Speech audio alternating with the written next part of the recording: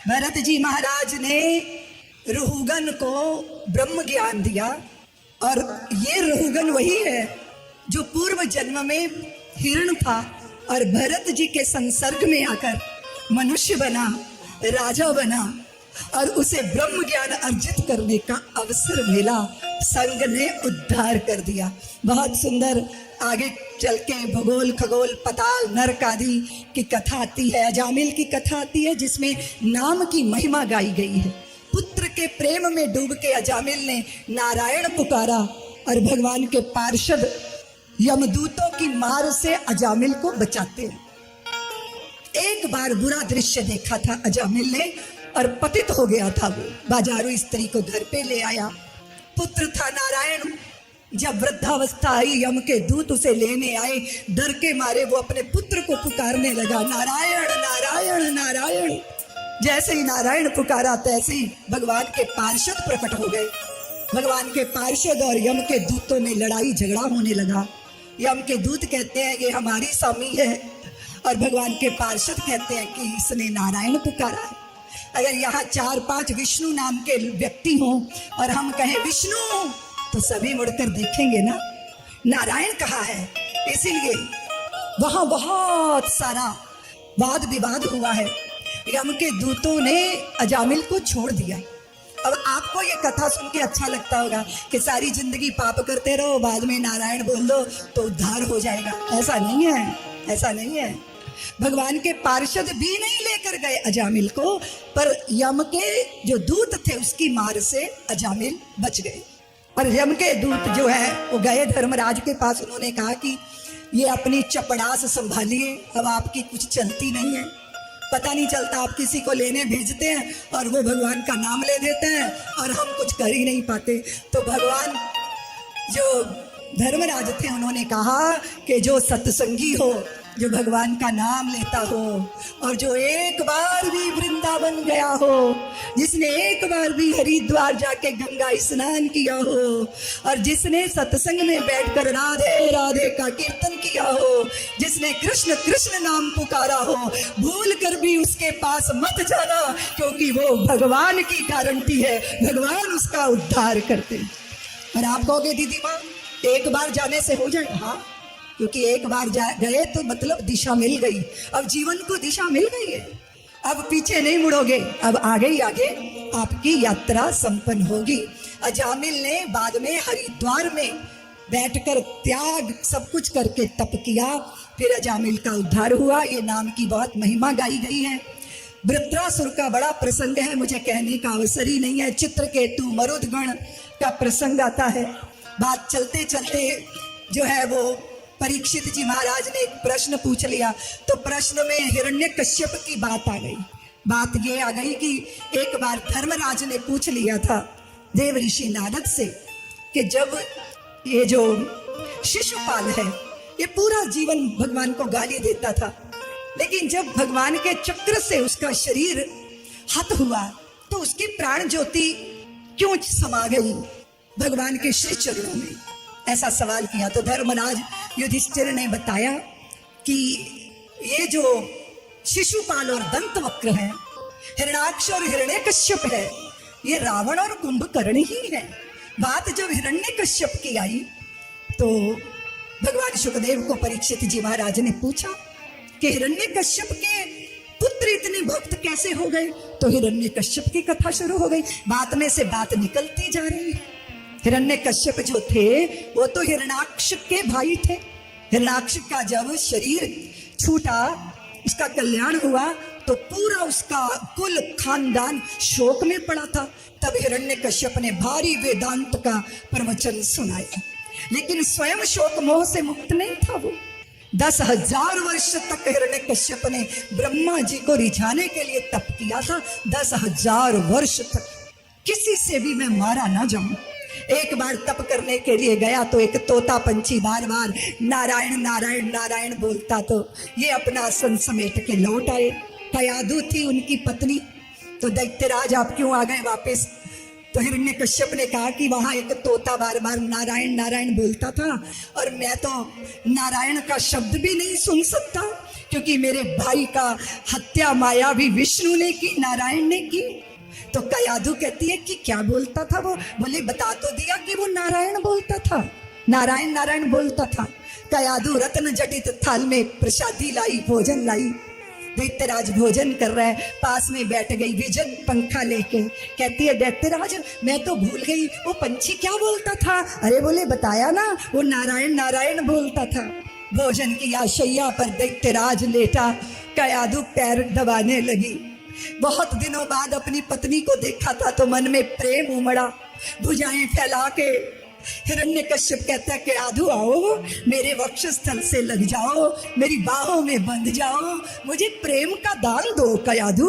कयाधु ने कहा आपकी भुजाओं में बंधना तो मेरा सौभाग्य है दैत्यराज, पर ये तो बताओ वो पंछी क्या बोलता था? अरे बोले बताया ना कि वो नारायण नारायण बोलता था। नारायण की चर्चा, नारायण के चिंतन में कयाधु को गर्भाधान हुआ और गर्भ में आए भक्तराज प्रहलाद जी महाराज। जितने वर्ष तक तप का किया हिरण्यकश्यप ने, क्योंकि देवताओं ने दैत्यों को भगा दिया था और दैत्यों की स्त्रियां पुत्र देवराज तो कयाधु को गर्भवती कयाधु को पकड़ के ले जा रहे थे। तब देव ऋषि नारद ने छुड़ा लिया और कयाधु को अपने आश्रम में ले गए। सोचो हजारों वर्ष तक कयाधु ने कहा अगर मेरा पुत्र यहाँ जन्म ले लेगा देव ऋषि तो देवता उसको ले जाएंगे। तो देव ऋषि ने कहा पुत्री तुम निश्चिंत रहो, जब तक तुम नहीं चाहोगी तब तक तुम्हारा पुत्र जन्म ही नहीं लेगा। जब तुम अपने घर चली जाओगी तब तुम्हारा पुत्र जन्म लेगा। हजारों साल तक प्रहलाद जी ने माँ के पेट में रह के देव ऋषि नारद से ज्ञान विज्ञान की कथाएं सुनी। धर्म की धारणा, धर्म की संस्कार गर्भ में ही पड़ गए प्रहलाद जी। और जब प्रहलाद जी का प्रकटीकरण हुआ, प्रहलाद थोड़े बड़े हुए तो पिता के पास गए। पिता ने वर पा लिया था, न दिन में न रात में, न अस्त्र से न शस्त्र से। और यहाँ तक ब्रह्मा जी आपकी 84 लाख योनियां हैं आपके द्वारा निर्मित, आपकी सृष्टि में मैं किसी से भी मारा ना जाऊं। ब्रह्मा जी ने कहा तथास्तु। निर्भय हो गया। स्वर्ण जैसी काया हिरण्यकश्यप की सोने जैसी काया हो गई थी। ऐसा तेज, ऐसा तेजस्वी, इतने साल तप करके ब्रह्मा जी से अमरता का सौगात पाना चाहता था। पर ब्रह्मा जी भी तो ब्रह्मा जी हैं, है ना। तो हुआ ये कि प्रहलाद जैसे आया गोदी में बैठा लिया। पुत्र कुछ अच्छी सी बात सुनाओ मुझे। पुत्र ने कहा पिताश्री अच्छी बात तो एक ही है कि कण कण में श्री हरि का, हरि व्यापी है, कण कण में श्री हरि का राज्य है। इसलिए जीव को मन वचन कर्म से भगवान का चिंतन और श्रवण करना चाहिए, भगवान का कीर्तन करना चाहिए। अपने पुत्र के मुख से अपने शत्रु का नाम सुना, हिरण्यकश्यप को आग लग गई। उन्होंने अपने गुरु पुत्रों को, जो शुक्राचार्य के पुत्र थे, उनको बुलाया कि दैत्यराज के पुत्र को जैसी शिक्षा दी जानी चाहिए वैसी शिक्षा दो। पाठशाला में ले गए प्रहलाद जी को। पाठशाला में जब तक गुरुजी पढ़ाते, बाद में तो पाठशाला में प्रेम की पाठशाला प्रहलाद जी की शुरू हो जाती। सारे असुरों की संतानों को एकत्रित करके प्रहलाद जी कहते कि देखिए मृत्यु का डंका पता नहीं सिर पे कब बज जाएगा। तो असुरों के पुत्र कहते प्रहलाद जी अभी तो हम छोटे हैं, फिर हम जवान होंगे, फिर हम बूढ़े होंगे, तब हम मरेंगे। नहीं नहीं, प्रहलाद जी कहते नहीं नहीं, ये काया तो क्षणभंगुर है, न जाने कब काल कवलित हो जाए ये शरीर। इसलिए मन वचन कर्म से हमें श्री हरि का ही चिंतन करना चाहिए, हमें हरि भक्तों का संग करना चाहिए, हरि नाम हमें प्यारा होना चाहिए। हरि नाम प्यारा है, परम धन हमारा है। बस यही लगन थी। और जब बहुत दिन बीते तो गुरु पुत्र लेकर आए अपने उस शिष्य को, पिता की गोदी में बैठा के प्रहलाद जी से पूछा बताओ पुत्र क्या सीखा तुमने? तो पता है प्रहलाद जी कहने लगे पिताजी आपको नवदा भक्ति का ज्ञान है, 9 तरह की आराधना होती है भगवान की, वही सुना दिया जो शबरी को भगवान ने सुनाया था। प्रथम भक्ति संतन कर संगा। तो संतों का संग करना चाहिए, सत्संग करना चाहिए, भगवान की कथा श्रवण करनी चाहिए, क्योंकि भगवान की कथा श्रवण करके भगवान से प्रीत हो जाती है। फिर भगवान के नाम का कीर्तन करना चाहिए, क्योंकि भगवान का कीर्तन जहाँ होता है पिताजी, भगवान वहीं रहते हैं, वो वैकुंठ में नहीं रहते, वो तो जहाँ भक्त हरि कीर्तन करते हैं वहाँ विराजते हैं। अब जैसे ये सब सुना, दैत्यराज ने धक्का मार के प्रहलाद को गोद से फेंक, ले जाओ इसको, खत्म कर दो इसको, समाप्त कर दो इसको। प्रहलाद जी को पहाड़ों से गिराया गया, हाथियों से कुचलवाया गया, सांपों से डसवाया गया। और फिर क्या हुआ? फिर प्रहलाद जी की बुआ, जिसको अग्नि से वरदान प्राप्त था, वो कहती है होलिका अपने भाई से कि भैया इस दुष्ट से मैं आपका पीछा छुड़ाऊं। अचिता में गोदी में लेके बैठी तो भरत जी सोच रहे हैं, प्रहलाद जी सोच रहे हैं कि आज हमारी बुआ जी की पुण्यतिथि निश्चित होने वाली है। और जैसे ही आग की ज्वालाएं आसमान छूने लगी, होलिका जलकर भस्म हो गई। और प्रहलाद जी, हरि नाम प्यारा है, हरि नाम प्यारा है, हरि नाम प्यारा है, परम धन हमारा है, हरि नाम प्यारा है। मेरे गुरुदेव युग पुरुष स्वामी परमानंद जी महाराज ने एक काव्य रचा, यमुना विहार वालों। वो काव्य ऐसा है कि संसार में जब द्वेष की होली जलेगी तब हमें प्रहलाद होना ही पड़ेगा। सुन रहे हो? परीक्षा साधुओं की होती है, सोना ही है जो आग में डाला जाता है। संसार में जब देश की होली जलेगी तब हमें प्रहलाद होना ही पड़ेगा। जानते हो झूठ कब तक जी सकेगा, सत्य पर, सत्य के आधार पर जब तक रहेगा। सत्य पर आघात करने अब चला है, सोचिए तो अब कहाँ इसका भला है। अन्याय की सीमा अभी पूरी हुई है, अब उन्हें अभिमान खोना ही पड़ेगा। संसार में जब देश की होली जलेगी तब हमें प्रहलाद होना ही पड़ेगा। प्रहलाद की पहचान अग्नि में ही होगी, प्रहलाद की पहचान अग्नि में ही होगी। होलिका आखिर में जलकर भस्म होगी, सत्य की ही जीत है, फिर से रहेगी। रवि उदय पर रात ये खुद ही कहेगी, ऐ निशाचर मैं नहीं तो तू कहाँ है, किंतु घृत के रास्ते दधी तो बिलोना ही पड़ेगा। संसार में जब देश की होली जलेगी तब हमें प्रहलाद होना ही पड़ेगा। जो आग में डाला ना जाए स्वर्ण कैसा, जो मरते दम तक दान ना दे कर्ण कैसा। काट कर घिस कर ना देखोगे, कहोगे स्वर्ण ही है, वक्त आने पर बिन कसे मान लोगे कर्ण ही है। तब तुम्हें पग पग पर धोखा ही रहेगा और समय आने पे रोना भी पड़ेगा। रात दिन लड़ते सदा लड़ते रहेंगे, सज्जन के पीछे दुष्ट पड़ते रहेंगे। कुछ रात को अच्छा कुछ दिन को कहेंगे, देख तो ले कौन किससे क्या कहेंगे। तू जान परमानंद अपना रूप है, तब शूल को भी फूल होना ही पड़ेगा। संसार में जब देश की होली जलेगी तब हमें प्रहलाद होना ही पड़ेगा। प्रहलाद की पहचान अग्नि में ही होगी। काल कोठरी में बंद कर दिया गया, भूखा प्यासा। श्री हरि प्रकट हो गए भोजन लेके, भोजन की सुगंधी दूर दूर तक जा रही है। समाचार पहुंचा हिरण्यकश्यप को, बता दुष्ट तेरा काल कोठरी में भोजन का प्रबंध किसने किया। प्रहलाद जी ने कहा, पिताश्री जो हजारों वर्ष तक माँ के गर्भ की काल कोठरी में मेरे भोजन की व्यवस्था कर सकते हैं, उनको इस काल कोठरी में प्रकट होने से कौन रोक सकता है। ऐसी निश्चिंतता, ऐसी निर्भयता, ऐसी निष्कंटकता, ऐसा तेज, ऐसा ओज प्रहलाद जी को देख के तो भयभीत होने लगा हिरण्यकश्यप। और अपनी राजसभा में ही क्षुब्ध होकर बोला, बता दुष्ट तू रात दिन हरि हरि हरि करता रहता है, कहाँ है तेरा हरि। तो प्रहलाद जी बोले, पिताश्री आपका सवाल ही गलत है, आपने क्वेश्चन गलत किया। पिताश्री आपको ये नहीं कहना चाहिए कि तेरा हरि कहाँ है, आपको पूछना चाहिए कि तेरा हरि कहाँ नहीं है। मेरा हरि सब जगह है, आपके हृदय में भी है। थोड़ा अमर्ष छोड़िए, थोड़ी शत्रुता छोड़िए, थोड़ा द्वेष छोड़िए। आपके अंतःकरण का प्रकाशक भी मेरा हरि है। हिरण्यकश्यप को कुछ नहीं सूझा, तो वो बोल पड़ा, क्या इस खंबे में भी है तेरा हरि? इस खंबे में तेरा हरि है? प्रहलाद जी ने कहा, हाँ पिताश्री, इस खंबे में भी मेरा हरि है। अब डर गया हिरण्यकश्यप, उसे लगा कि विष्णु मायावी है, इसको दिखता है, मुझे नहीं दिखता। लेकिन मुझे नहीं दिखता तो नहीं होगा। इस हाथ की उंगलियों को चरमराते हुए मुस्टिका बनाई, उस खंबे पर प्रहार किया, उस खंबे का सीना चीरकर नरसिंह भगवान प्रकट हो गए। चारों तरफ जय जयकार, चारों तरफ जय जयकार। नरसिंह भगवान, आप कहोगे कि हिरण्यकश्यप से प्रहलाद की रक्षा करने के लिए भगवान प्रकट हुए, आप ऐसा ही सोचोगे ना?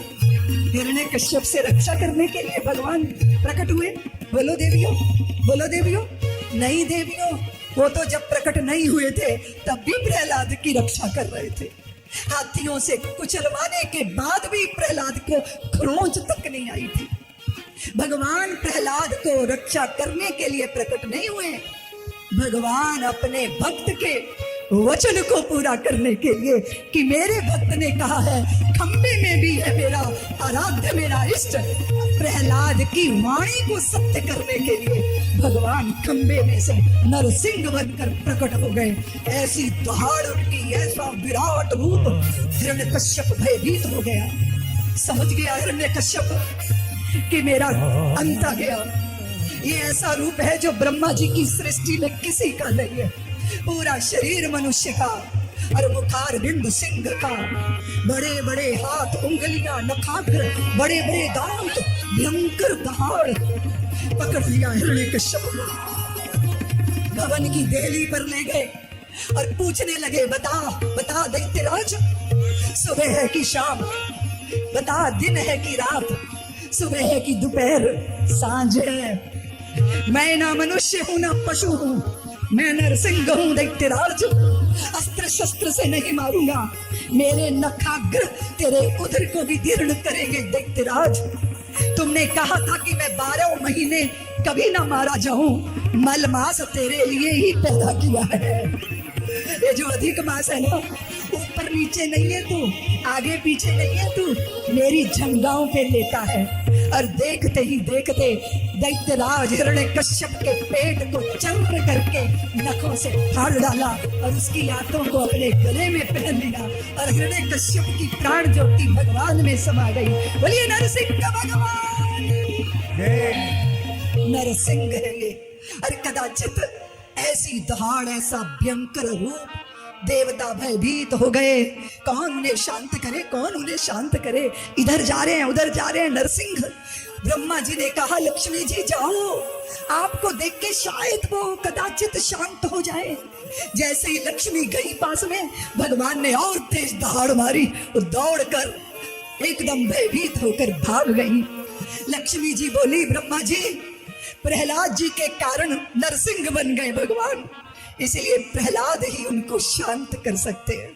वो छोटा 5 वर्ष का बालक निर्भय होकर, जब त्रिलोकी भयभीत हो रही थी, जब देवता भयभीत हो रहे थे, जब भगवान की अर्धांगिनी भयभीत हो रही थी, तब भगवान का भक्त निर्भय होकर हाथ जोड़कर प्रार्थना करना, दीनबंधु शांत हो जाइए, प्रभु शांत हो जाइए, प्रभु शांत हो जाइए। बालक पुकार रहा है, दीन बंधु दीनानाथ, मेरी ओर निहारिए। दीन बंधु दीनानाथ, मेरी ओर निहारिए।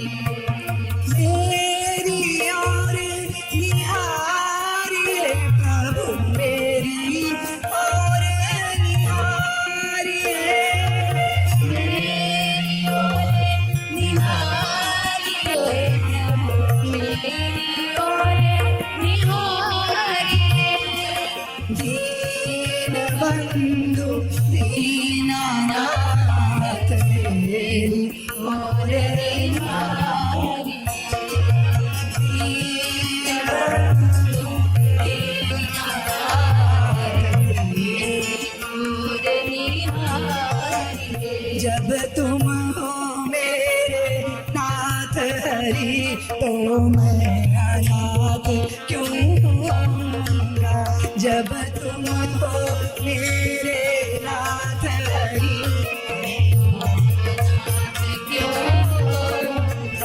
जब तुम हो मेरी आस हरि तो मैं निराश क्यों होऊंगा। तुम हो मेरी आस हरि तो मैं निराश क्यों होऊंगा। जब तुम हो मेरी धन दौलत तो मैं निर्धन क्यों होऊंगा। जब तुम हो मेरी धन दौलत तो मैं निर्धन क्यों होऊंगा। जब तुम हो मेरे सबल हाथ तो मैं निर्बल क्यों होऊंगा। जब तुम हो मेरे सबल हाथ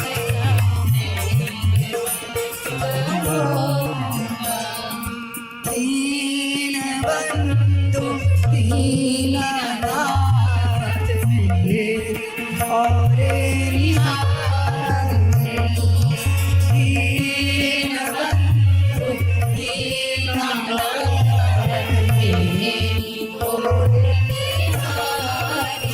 नरसिंह शांत हो गए, प्रहलाद को गोद में ले लिया और जानते हो प्रहलाद की चुंडी पकड़ के मुंह ऊपर कर दिया और कहने लगे प्रहलाद मैंने देर कर दी, मैंने आने में देर कर दी वत्स, और अगर मैंने आने में देर कर दी तो तुम मुझे क्षमा कर दो। नरसिंह प्रहलाद को कह रहे हैं पुत्र मुझे क्षमा कर दो। प्रहलाद कहते हैं प्रभु आप कब नहीं थे मेरे पास, आप हर पल हर क्षण इतने दयालु मेरे नरसिंह हो गए।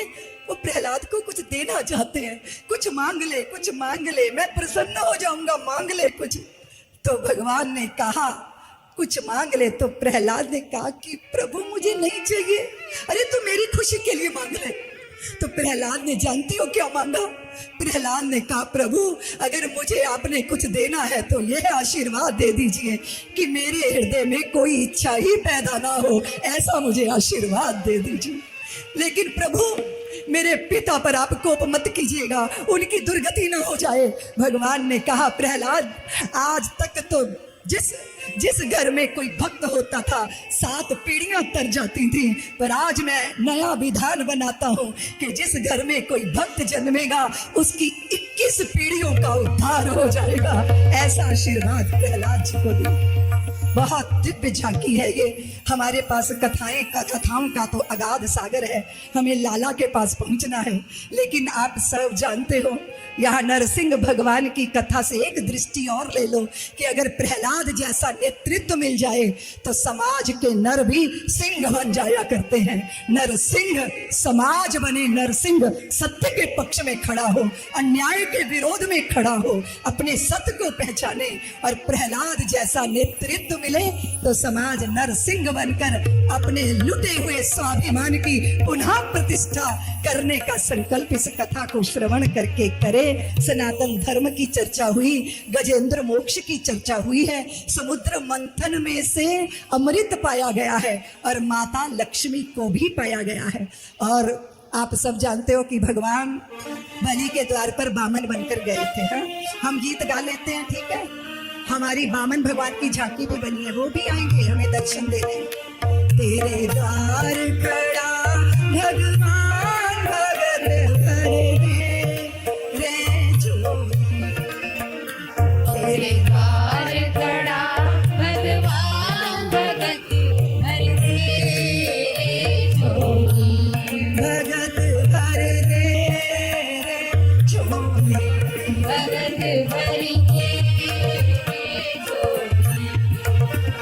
तेरा होगा वरण ऐसा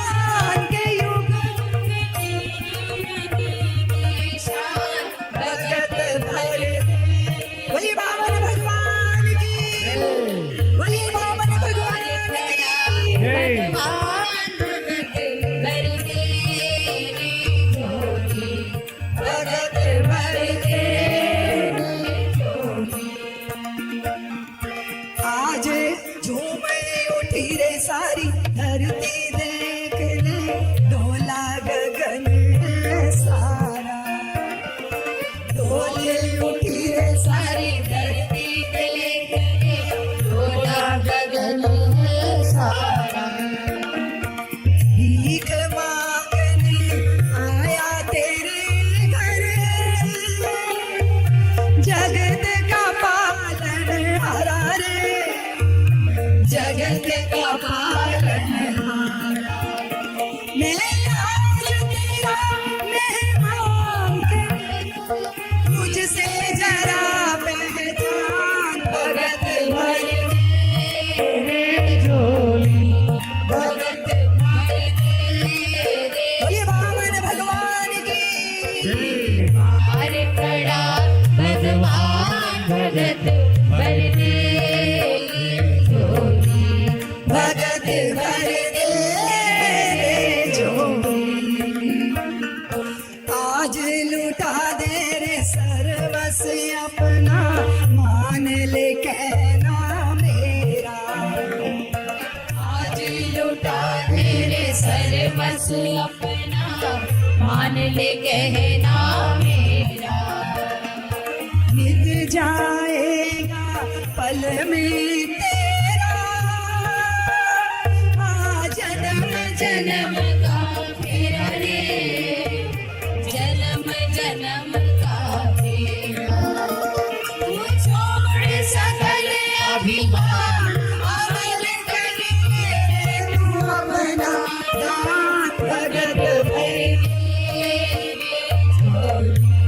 भगत भर तेरे झोली। तेरे द्वार खड़ा भगवान भगत भर तेरी झोली। भगवान बामन बनकर बलि के द्वार पर आए हैं। बलि दैत्य राज है। अश्वमेध यज्ञों की अनंत श्रृंखला उसने प्रारंभ की है, क्योंकि समुद्र मंथन में भगवान ने अजित होकर जो है अवतार लिया, कच्छप नारायण बनकर अवतार लिया। नरसिंह तो प्रहलाद के लिए बनकर आए नारायण, और अब बलि का उद्धार करने के लिए बामन बनकर आए। और बलि से ही बलिदान शब्द बना है। बलि के गुरु ने बड़ा चेताया, लेकिन बलि तो प्रभावित हो गए थे, बामन से संकल्प किया, और आप सब उस कथा को जानते हैं। 3 पग भूमि मांगी बामन ने, तो 2 पगों में त्रिलोकी नाप कर बामन बोले कि तीसरा पग कहाँ रखूं। तो बलि ने कहा कि प्रभु देने वाला सब कुछ दे दे, पर स्वयं को ना दे तो दान पूर्ण नहीं होता। इसलिए मेरे सिर पर अपना चरण रख दीजिए और मेरे संकल्प को पूर्ण कर दीजिए। बलि के शीश पर भगवान ने चरण रखा। बलि से इतने प्रभावित हुए भगवान, तो फिर बलि को कहा कि तुझे अगले कल्प में मैं स्वर्ग लोक दूंगा, पर अभी सुतल लोक का तुम्हें राजा बना रहा हूं। बलि ने कहा प्रभु मैं अपने महल के किसी भी द्वार से बाहर निकलूं, मुझे आपका दर्शन होना चाहिए। भगवान ने कहा तो मुझे द्वारपाल बना रहे हो। भगवान को बलि ने कहा जो जैसा मर्जी समझ लीजिए। आए थे बलि को बांधने, स्वयं बंध गए, और उधर वैकुंठ में लक्ष्मी जी प्रतीक्षा करती रही।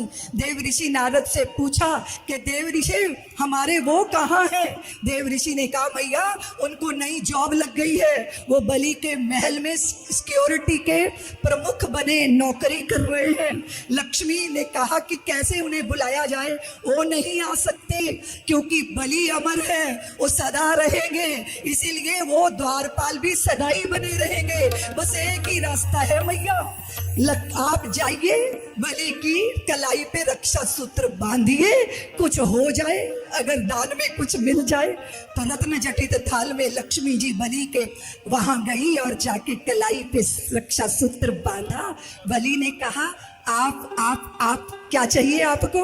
तो लक्ष्मी बोली मैं तो लक्ष्मी हूँ, मैं तो सबको देती हूँ, मुझे क्या चाहिए? लेकिन वो जो द्वारपाल बनाकर खड़ा कर रखा है ना, मेरे हृदय को भा गया है, वो ही मुझे दे दीजिए। बलि ने कहा देवी लगता है दोनों ने चतुराई की किसी एक ही कॉलेज में पढ़ाई की है, पहले उन्होंने मुझे ठग लिया, अब आप मुझे ठग रही हैं। वह तभी से लेकर आज तक भूमंडल के समस्त भूदेवता जब अपनी जजमान की कलाई पे रक्षा सूत्र बांधते हैं तो वही मंत्र दोहराते हैं, एन बद्धो बलि राजा दानवेंद्रो महाबला तेन त्वाम प्रति बदनामी रक्षेत माचल माचल। आयुष्मान मैं तुम्हें उसी बंधन में बांधता हूँ जिस बंधन में भगवान ने बलि को बांधा था, ये प्रीत का बंधन है, ये प्रेम का बंधन है। भगवान की तो कथाओं का अथाह सागर है। किस किस को कहूँ, किस किस को परिक्रमा करके निकलूं और किस किस के द्वार पे ही मत्था टेक लूं, मुझे कुछ समझ नहीं आता। सूर्य वंश की इतनी बड़ी पवित्र पावन परंपरा जहाँ भगवान राम रूप में प्रकट हुए। अयोध्या जगर मगर करने लगी, आनंद में सब विभोर हो गए। भगवान का वहां प्राकट्य हुआ था और हम उस कथा में ज्यादा तो जा नहीं सकते। नीलाभुज श्यामल कोमलांगम सीता समारोपित वाम भागम पाणिं महासायक चारु चापम नमामि रामम रघुवंश। प्रभु का अवतार था कि पूरा भारत मर्यादा को निश्चित कर ले, स्थापित कर ले। रामचरितमानस पढ़ते तो राम तुम्हें भी बनना होगा। चलो राम के पद चिन्हों पर अब इतिहास बदलना होगा। देवियों, अयोध्या सी नगरी हूँ, गा लेते हैं, ठीक है, ठीक है, ठीक है। फिर लाला को बुलाएंगे, आज जल्दी नहीं है, जाना नहीं है, ठीक है।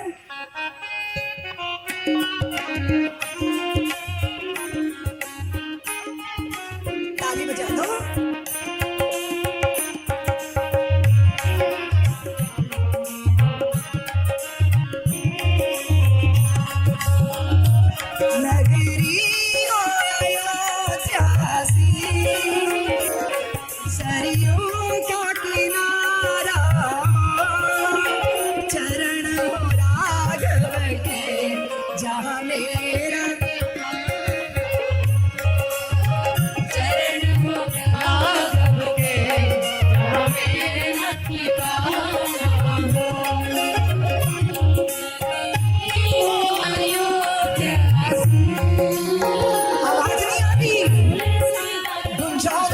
संकल्प है ये। नगरी हो अयोध्या सी, सरयू का किनारा हो, चरण हो राघव के जहाँ मेरा ठिकाना चरण हो राघव के जहाँ मेरा ठिकाना हो। त्याग भरत जैसा सीता सी नारी हो, हो त्याग भरत जैसा सीता सी नारी हो, लव कुश के जैसी संतान हमारी हो, लव कुश के जैसी संतान हमारी हो। नगरी हो अयोध्या सी, रघुकुल सा घराना हो, चरण हो राघव के जहाँ मेरा ठिकाना हो, चरण हो राघव के जहाँ मेरा ठिकाना हो। श्रद्धा श्रवण जैसी, श्रद्धा श्रवण जैसी शबरी सी भक्ति हो, शबरी सी भक्ति हो, हनुमत के जैसी निष्ठा और शक्ति हो, हनुमत के जैसी निष्ठा और शक्ति हो। बोलिए मर्यादा पुरुषोत्तम प्रभु श्री राम की, बोलिए राम लला की, बोलिए अयोध्या नगरी की, बोलिए आज के आनंद की।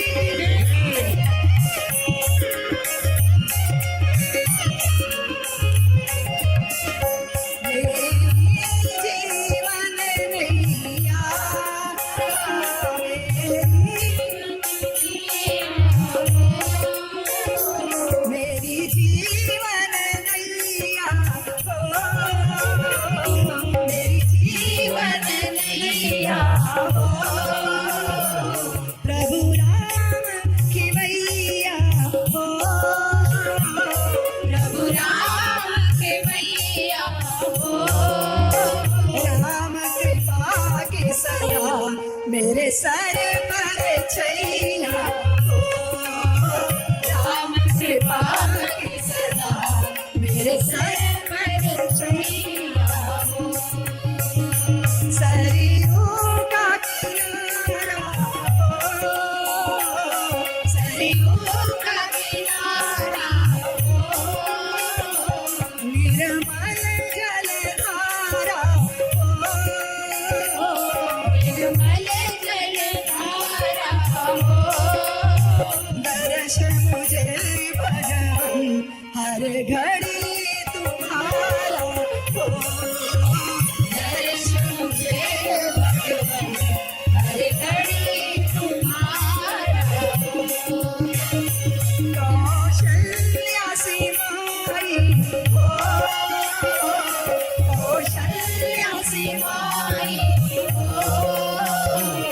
लक्ष्मण सभाई हो, लक्ष्मण सहाई हो।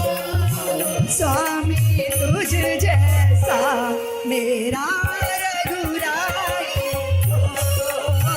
स्वामी तुझ जैसा मेरा रघुराई हो। नगरी हो प्यासी रघुकुल सा बनाना हो। चरण राघव के जहाँ मेरा ठिकाना हो। चरण राघव के जहाँ मेरा ठिकाना हो। चरण राघव के जहाँ मेरा ठिकाना हो। चरण राघव के जहाँ मेरा ठिकाना हो। बोलिए श्री रामचंद्र भगवान की। आज के आनंद की रामचरितमानस पढ़ते तो राम तुम्हें भी बनना होगा। चलो राम के पद चिन्हों पर अब इतिहास बदलना होगा। जाने कितनी अभी ताड़का ऋषि मुनियों को सता रही हैं, जाने कितनी शूर्पणखाएं अपना नाटक रचा रही हैं, जाने कितनी सती अभी माया से सीता बनती हैं, जाने कितनी कैकेयी बनपति के प्राण लिया करती है। हमें कहीं पथभ्रष्ट न कर दे, इनसे प्रथम निपटना होगा।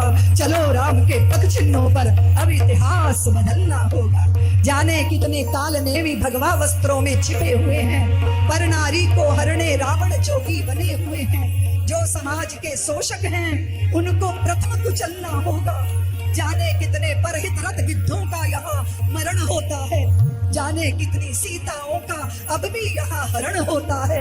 विजय दशहरा को तुम भारत में नाटक खेला करते हो, सचमुच के रावण जिंदा है, कागज के रावण जलते हैं। मानस का आदर्श ग्रहण कर अब हमको भी चलना होगा। चलो राम के पद चिन्हों पर अब इतिहास। अब 22 जनवरी को हमने क्या देखा था? अयोध्या आए मेरे प्यारे राम, बोलो जय श्री राम। और आज 25 नवंबर को इतिहास रचा है। अयोध्या के विराट मंदिर के शिखर पर सनातन की ध्वजा फहराई है, जो सदा क्षण बनी रहेगी। बोलिए सनातन धर्म की, सनातन धर्म की, सनातन धर्म की। चलो बंधु, मैं आपको यदुवंश में, चंद्रवंश में ले चलती हूँ, जहाँ बहुत बहुत तेजस्वी राजाओं की बड़ी सुंदर लीलाएं हुई, उनका जीवन चरित्र। आपको पता है यदुवंश में भगवान पधारे, उग्रसेन को कारागार में बंद करके कंस उन्मत्त हो गया था। उनकी भगनी थी देवकी, जो वसुदेव को ब्याही गई थी। कल मैं कथा विस्तार से कहूंगी, आज मैं जल्दी जल्दी कन्हैया नंद घर आनंद भयो जय कन्हैया लाल की करने जा रही हूँ। वसुदेव जी को कोई संतानें नहीं हुई थी, इसीलिए सारी अपनी बहनों का विवाह कंस ने वसुदेव जी से किया था, और इसी आशा से कि कोई ना कोई तो भांजा मेरा पैदा हो जो मुझे मामा कहे, तो देवकी का विवाह किया। और जब प्रभुत दान दक्षिणा देके दुल्हन बनी देवकी को स्वयं रथ में बैठा कर कंस चले, तब आकाशवाणी हुई कि जिस देवकी को तुम ले जा रहे हो, इसका 8वां गर्भ तुम्हारा काल सिद्ध होगा। अभी तो सब कुछ ठीक चल रहा था ना जी। ये आकाशवाणी क्या है? जैसे तुम्हारा टीवी में कितने चैनल, ऐसे ही तुम्हारा रेडियो, इंग्लिश में ये ऑल इंडिया रेडियो है और हिंदी में ये आकाशवाणी है। अब आप देवकी नंदन पांडे से समाचार सुनिए। भाई कंस की अपनी सूचना का तंत्र था। उसे पता चला, कोष से खड्ग निकाली देवकी को मारने के लिए। प्रति उत्पन्न बुद्धि वसुदेव जी ने हाथ पकड़ लिया कि तुम्हें मेरे पुत्रों से भय है ना, तो फिर अपनी दुल्हन बनी भगनी को क्यों तुम वध करके हत्या करके अपयश मोल ले रहे हो। फिर कारागार में बंद किए गए, पुत्र होते गए, काल कवलित होते गए।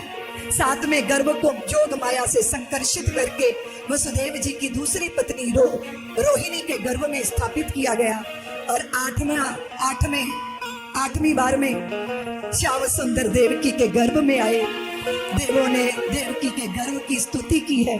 फिर भाद्रपद की अष्टमी को आधी रात को बादल गरज रहे थे, बरस रहा थी जल राशि, और देवी देवकी के कारागार में भगवान चतुर्भुज रूप में प्रकट हो गए। और भगवान को देखकर वसुदेव और देवकी आश्चर्यचकित हो गए। गर्भ जैसे पेट से निकला हो, ऐसे देवकी का पेट पिचक गया। भगवान बोले, आपने पूर्व जन्म में तप किया था मुझे पुत्र रूप में पाने के लिए, इसलिए मैं पुत्र बनकर आया हूँ। देवकी वसुदेव ने कहा कि आप पुत्र बन के तो नहीं आए, आप तो बाप बनकर आ गए। ये चतुर्भुज रूप में भला हम कैसे लाड लड़ाएंगे। भगवान ने कहा, किंतु जब हम बाल स्वरूप में आ जाएंगे तो आपको हमारी रक्षा करनी पड़ेगी। आप नंद बाबा के घर हमें छोड़ आना। और देखते ही देखते भगवान नन्हे शिशु बन गए माता देवकी की गोद में। आज देवकी माँ की गोद में जगन्नाथ आ गए। वसुदेव जी प्रेरित होकर यमुना पार करके नंद बाबा के घर अपने लाल को लेकर गए थे। पूरे गोकुल में जय जयकार होने लगी जब पता चला कि यशोदा मैया को लाल हुआ है, क्योंकि वसुदेव जी वहां योग माया को उठा लाए थे और अपना हृदय धन यशोदा मैया के आश्रय में छोड़ आए थे। यशोदा मैया की जैसे ही थोड़ी सी आंख खुली तो देखा किलक पुलक रहे हैं नीलमणि उनके पार्श्व में। जैसे ही पता चला सुनंदा को उसने थाली बजा के घोषणा कर दी, परम भागवत नंद राय जी की भार्या यशोमती मैया ने पुत्र को जन्म दिया है। चारों तरफ जय जयकार होने लगी। नंद घर आनंद भयो जय कन्हैया। बोलिए नंद नंदन भगवान की, देवकी नंदन भगवान की, वसुदेव नंदन भगवान की, यशोदा नंदन भगवान की, ब्रिज चंद नंदन भगवान की, आज के आनंद की।